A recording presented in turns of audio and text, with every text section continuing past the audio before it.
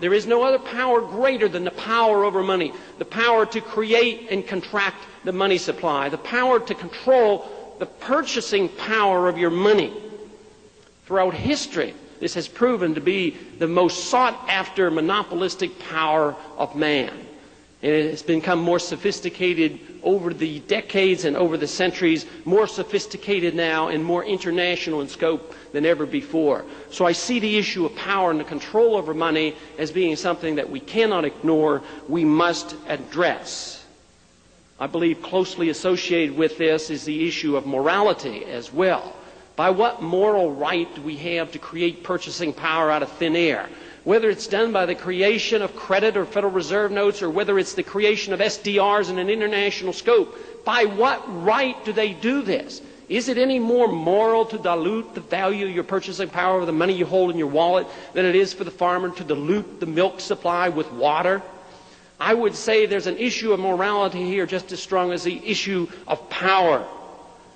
I also happen to believe also, because it's a moral issue more than an economic issue, it is for this reason that the people have lost trust in their government, trust in the banks, trust in business, trust in themselves, and that we are a nation of distrust. And it's for this reason I believe that until we restore trust in government, trust in the system, and trust in the money, there will be no resolution of this problem. It is the issue of trust in people and trust in money that must come before you can start talking about nickeling and diming it, trying to get back to a balanced budget, because that certainly hasn't worked. So I think it's important to address the issue of central planning, the issue of power, and third, I think that we must address in general terms the issue of the origin of money.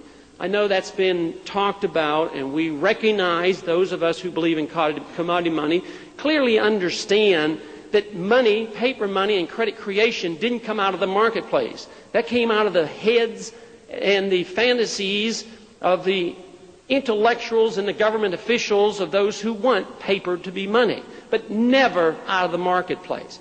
So I would say the paper standard is bucking history, and it's bucking economic law and economic truth, and they only can do it with force and more power to make people accept it. Because economically and historically, paper is not money.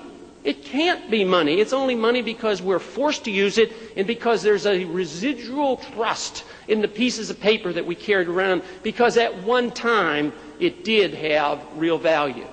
You have to have something that people seek after and they hold as something important and something that they will hold as money. History shows that people have chosen gold first and probably silver second. They'd rather have cigarettes than pieces of paper.